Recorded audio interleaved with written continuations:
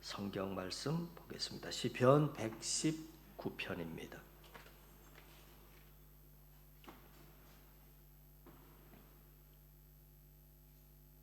시편 119편 49절부터 56절까지 말씀 보입니다.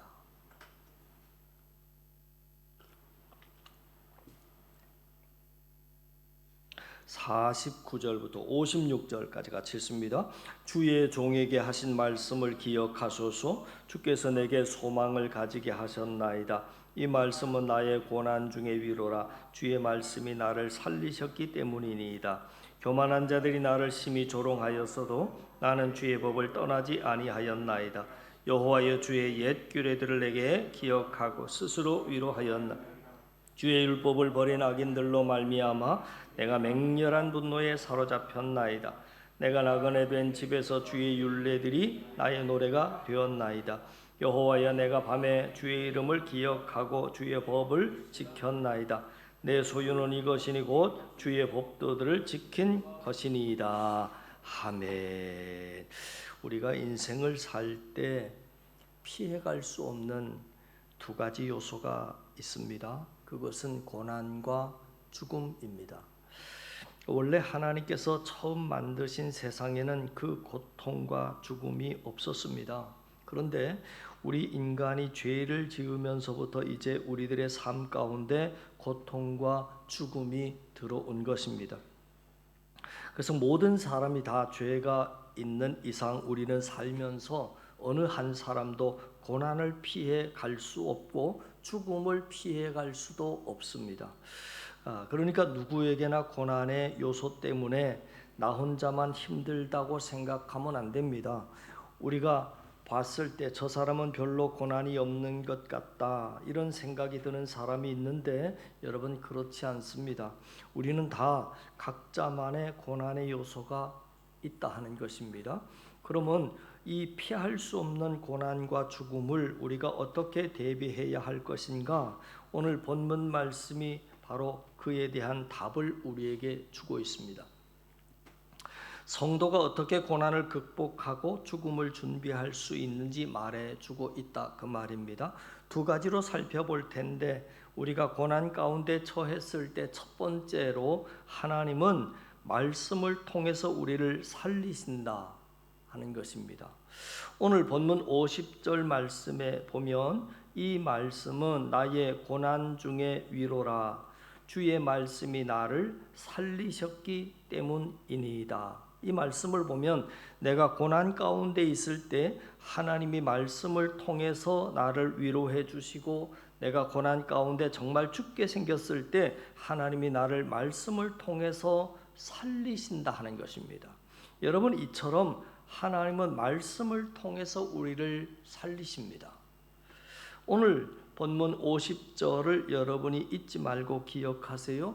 이 말씀은 나의 고난 중의 위로라. 내가 힘들고 어려울 때 나에게 진정한 위로가 되는 것은 옆에 있는 사람도 아니고 돈도 아니고, 내가 죽음의 문턱 앞에 섰을 때 나를 살리는 것은 오로지 하나님의 말씀임을 오늘 성경은 우리에게 가르쳐 주고 있는 것입니다. 에스겔서 37장에 보면 마른 뼈의 환상이 나옵니다. 하나님이 어느 날 에스겔 선지자에게 환상을 보여주시는데 에스겔서 37장 2절 말씀에 보면 나를 그 뼈 사방으로 지나가게 하시기로 본즉 그 골짜기 지면에 뼈가 심이 많고 아주 말랐더라. 에스겔 선지자가 어느 날 보는데 골짜기에 마른 뼈가 가득 쌓여 있습니다. 그런데 3절 4절에 보니까 그가 내게 이르시되 인자야, 이 뼈들이 능히 살 수 있겠느냐 하시기로 내가 대답하되 주 여호와여, 주께서 아시나이다. 또 내가 내게 이르시되 너는 이 모든 뼈에게 대언하여 이르기를 너희 마른 뼈들아, 여호와의 말씀을 들을지어다. 이게 사실 지금 영적으로 부패하고 메말라 있는 이스라엘을 상징하는 것입니다.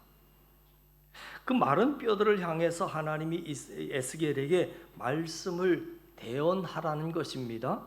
그러자 결과가 어떻게 됐느냐? 10절 말씀해 보니까 이에 내가 그 명령대로 대언하였더니 생기가 그들에게 들어가매 그들이 곧 살아나서 일어나 서는데 극히 큰 군대더라. 온전히 죽어 마른 뼈만 남아 있는 그들에게 하나님의 말씀이 선포되자 그 마른 뼈가 생기를 얻고 큰 군대로 변했다 하는 것입니다. 여러분, 이처럼 우리의 메마른 심령을 살리는 것은 하나님의 말씀이라고 하는 것입니다. 성경에 보면 이스라엘 백성의 죄악이 계속 반복이 됩니다. 이스라엘 백성이 죄악의 수렁 속에 빠질 때마다 당연히 그들은 영적인 메마름과 죽음을 경험합니다. 그때마다 하나님께서 그런 영적 메마름과 죽음 상태에 있었던 이스라엘 백성을 살리시기 위해서 하나님이 항상 택하셨던 방법은 뭐냐면 한 사람의 선지자를 세우십니다. 죽어가는 이스라엘 백성들을 위해서 한 사람의 선지자를 그때마다 세우신다 하는 것입니다. 이사야 선지자를 세우시고 예레미야 선지자를 세우시고 또 요나 선지자를 세우시고, 그래서 그의 입술을 통해서 선포되는 하나님의 말씀으로 죽어가는 내 영혼을 살려내는 겁니다. 성경은 이러한 역사의 반복이지 않습니까? 그런데 어리석은 인생의 특징이 뭐냐면 고난의 요소가 있을 때마다 말씀을 붙들지 않고 친구나 주위 사람을 붙든다 하는 겁니다. 세상적인 방법을 붙듭니다. 아니면 잠수 타버립니다. 상황을 도피해버리는 겁니다. 그러면 아무 해결 없습니다. 살지 못합니다. 고난의 수렁 가운데 빠지셨습니까? 하나님이 던지시는 밧줄은 항상 말씀의 밧줄을 던지십니다. 그날 하나님께서 던지시는 말씀의 밧줄이 있습니다. 하나님은 말씀의 밧줄을 일주일에 한 번 던지시지 않습니다. 하나님은 여러분을 향하여 날마다 말씀의 밧줄을 던지십니다. 그 밧줄을 붙들고 수렁에서 빠져나오라 하는 겁니다. 그것을 붙들면 산다 하는 것입니다. 여러분, 제가 지금 계속 드리는 말씀은 딱 하나입니다. 하나님은 말씀을 통해서 고난 중에 있는 우리를 위로하고 살리신다. 우리가 붙들어야 할 것은 날마다 던지시는 하나님의 말씀의 밧줄을 붙들자 하는 겁니다. 날마다 여러분 성경책 1년 1독의 스케줄을 따라 말씀을 읽으세요. 또 큐티도 하세요. 그리고 할 수만 있으면 주일날 1부 예배, 2부 예배의 말씀이 다를 때가 있지 않습니까? 그러면 그때에는 2부 예배만 나오지 마시고 1부 예배에도 참석하세요. 점심 식사도 잘 잡수시고 그냥 돌아가지 마시고 주일 오후 예배 시간도 빠지지 마시고 참석하시고, 또 새벽기도 해도 나오셔서 그렇게 예배 시간마다 강단에서 계속 말씀이 던져지지 않습니까? 그러면 그때마다 던져지는 말씀의 밧줄을 붙들어야 하지 않겠습니까? 시편 107편 20절 말씀에 보니까 이런 말씀이 있습니다. 그가 그의 말씀을 보내어 그들을 고치시고 위험한 지경에서 건지시는도다.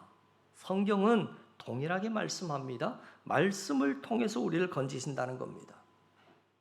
여러분, 여러분이 사단의 입장에서 한번 생각해 보세요.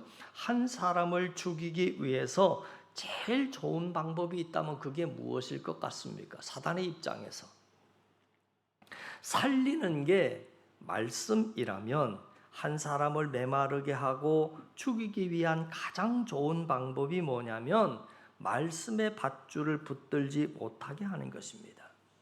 하나님의 입술을 통해서 선포되는 말씀의 공급만 끊어버리고 차단해버리면 그 인생은 메말라가고 죽어가는 것은 시간 문제입니다. 그래서 오늘도 사단은 우리로 하여금 말씀에서 멀어지게 만든다 하는 겁니다. 그러기 위해서 제일 잘 쓰는 방법이 뭐냐면 우리로 하여금 정신없이 바쁘게 만듭니다. 말씀을 볼 시간이 없을 정도로 사람을 분주하게 만듭니다. 그래서 말씀과 멀어지게 만들고, 또 하나 교회에서 시험 들게 만듭니다.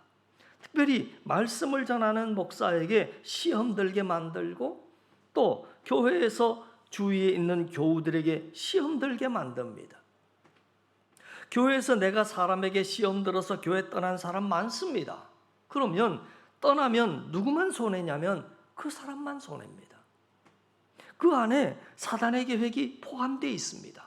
그래서 여러분, 요즘 판을 치는 대표적인 이단이 신천지 아닙니까? 그 신천지 주수꾼들이 접근할 때 제일 많이 말하는 게 뭐냐면 한국교회 부패했다, 다 썩었다, 목사님이 형편없다, 제대로 말씀다운 말씀을 전하지 못한다, 그리고 교회가 사랑이 없다, 그래가지고 자꾸 목사님을 욕하고 교회를 깎아 내립니다. 이유가 뭐냐면 말씀에서 멀어지도록, 예배에서 멀어지도록 만드는 겁니다. 고난은 여러분 말씀으로 극복하십시오. 말씀 붙들면 어떠한 상황 속에서도 살 수 있고 헤쳐나갈 수 있습니다. 바라기는 모든 고난 앞에서 말씀 붙들므로 승리하는 여러분 될 수 있기를 주님의 이름으로 축원합니다. 자, 오늘 말씀을 보면 우리가 두 번째 마음에 새겨야 할 것은 말씀을 지킨 것만이 마지막까지 남는다 하는 것입니다. 우리가 죽음을 가장 잘 준비할 수 있는 방법이 뭐냐면 이 땅에 살아있을 때 말씀을 지키는 겁니다. 그 말씀을 지키는 것만이 마지막에 남기 때문입니다. 자, 오늘 56절 말씀을 보시죠. 이렇게 나와 있습니다. 내 소유는 이것이니 곧 주의 법도를 지킨 것입니다.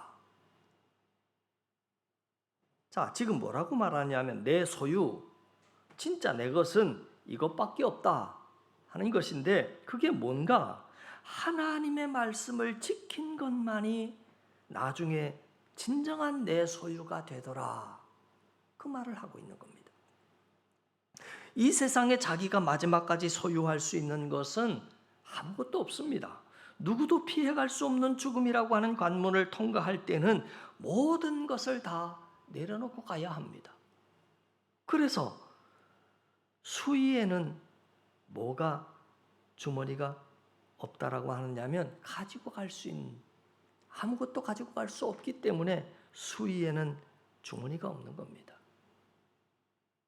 그래서 내가 지금 소유하고 있는 것들, 젊음이 됐든 돈이 됐든 지식이 됐든 학위가 됐든 자격증이 됐든 가족이 됐든 애인이 됐든 자녀가 됐든 전부 다 여러분 죽음의 관문을 통과할 때는 다 놔두고 가야 합니다.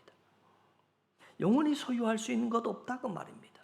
그러나 오늘 성경은 죽음의 관문을 통과할 때 다 놔두고 가야 하지만 단 한 가지 가지고 갈 수 있는 단 하나가 있는데 그게 바로 말씀을 지킨 것.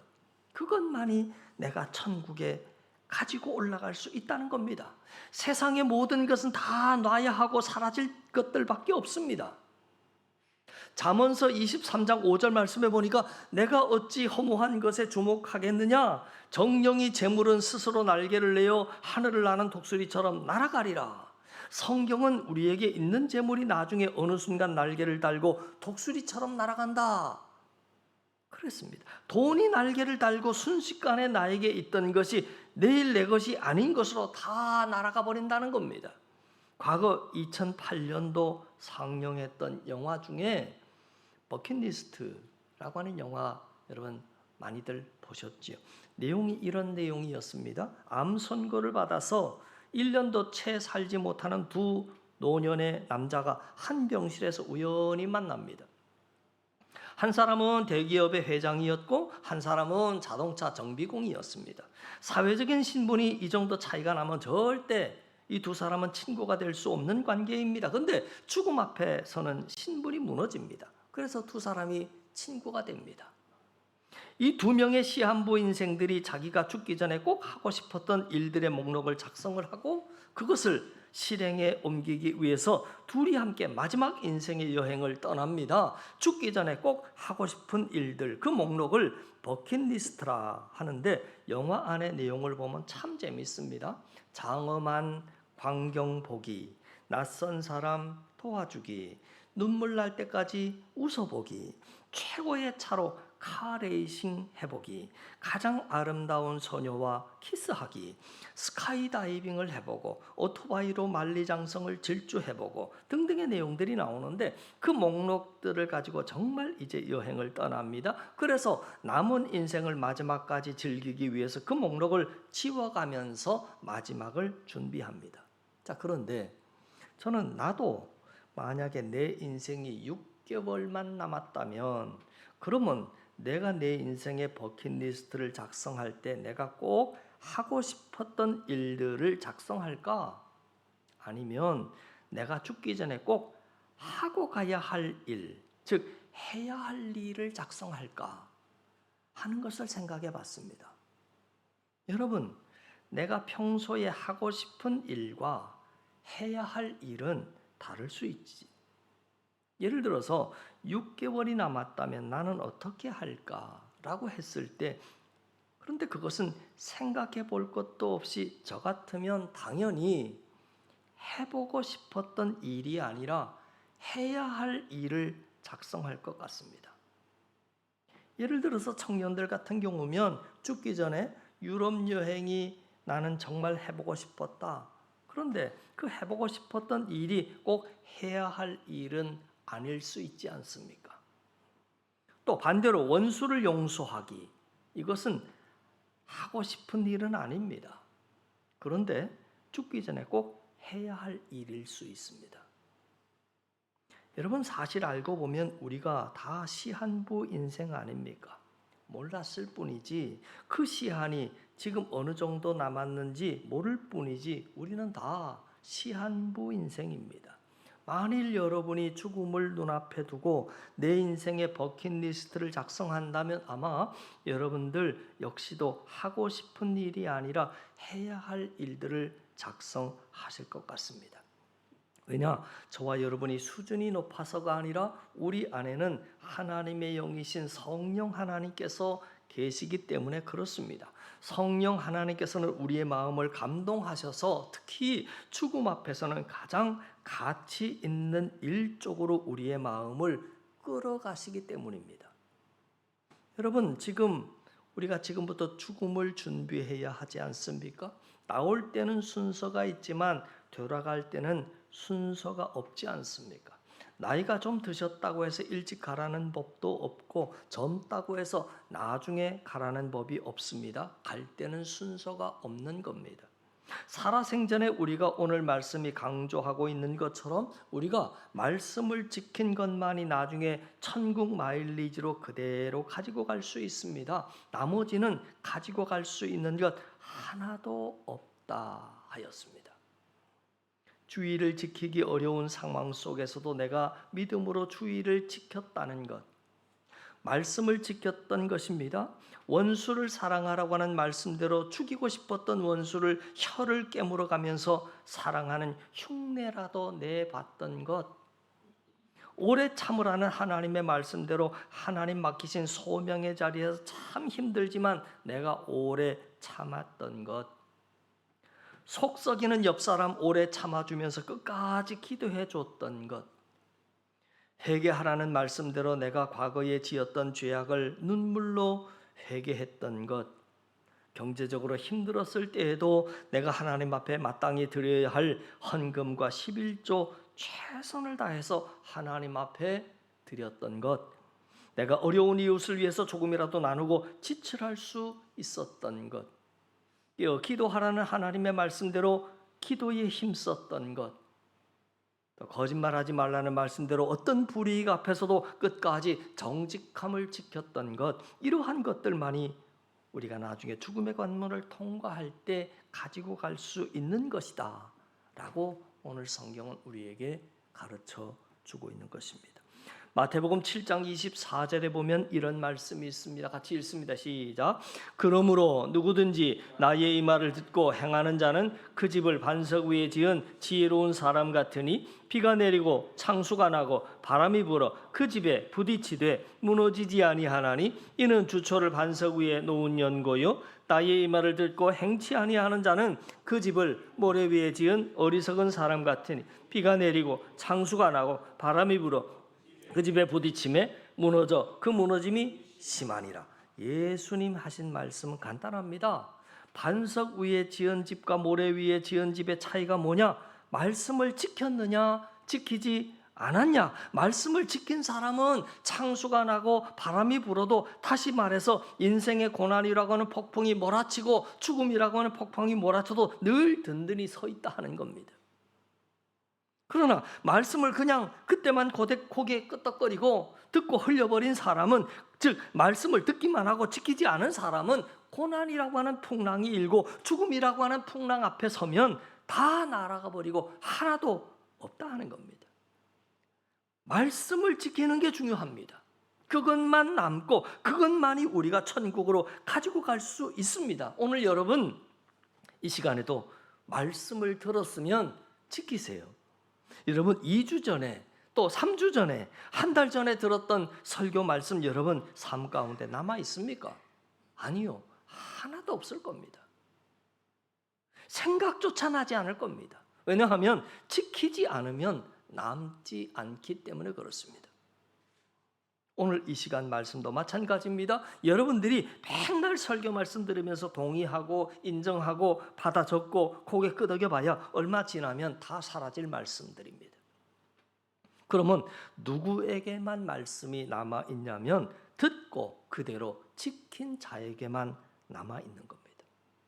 여러분들이 오늘 이 말씀을 듣고, 그래, 목사님이 위기 가운데 우리를 건지시고 살리는 것은 말씀이랬어, 날마다 말씀의 밧줄을 붙들랬어, 그래서 여러분이 오늘 돌아가자마자 오늘부터 말씀 읽기를 시작하고 예배의 시간을 늘려가고 새벽 기도라도 시작한다면, 그러면 이 말씀은 여러분들의 삶 가운데 고스란히 남게 될 것입니다. 그러나 열심히 받아 적고 고개 끄덕여 봐야 지키지 않으면 이건 그냥 다 사라질 것입니다. 고난과 죽음은 누구도 피해갈 수 없습니다. 하나님께서 고난 가운데 우리를 살리는 방법은 늘 말씀입니다. 여러분 말씀을 붙드세요. 새벽마다 이 강단에서 말씀이 선포되고 성경책 안에도 다 해설이 돼 있고 널린 게 성경책인데, 말씀을 붙드셔서 여러분 안에 참된 위로가 있고 회복이 있을 수 있기를 주님의 이름으로 축원합니다. 그리고 죽음을 준비하세요. 한 사람도 예외 없습니다. 하나님이 언제 우리를 부르실지 모릅니다. 이 세상의 것들 하나도 가지고 갈 수 없습니다. 말씀을 지키십시오. 그것만 남고 그것만 가지고 갈 수 있습니다. 말씀을 붙들고 말씀을 지킴으로 인생의 고난을 지혜롭게 극복하고 죽음을 가장 아름답고 지혜롭게 준비하는 그런 한사랑 성도님들 다 되실 수 있기를 주님의 이름으로 간절히 축원합니다. 기도드립니다. 하나님 아버지, 오늘 성경은 우리에게 고난과 죽음은 누구도 피해갈 수 없다고 말하고 있는데, 알고만 있는 자들 아니라 듣고만 끝나는 믿음이 아니라 이제부터라도 하나하나 대비해서 갑자기 찾아올 그날의 말씀을 지킴으로 인생의 고난과 죽음을 지혜롭게 잘 대비하고 극복하는 우리 한사랑이 되게 하여 주시옵소서. 들은 말씀마다 순종의 열매를 맺어가는 은혜의 사람들 다 되게 하실 줄을 믿사옵고 예수님 이름으로 기도하옵나이다. 아멘.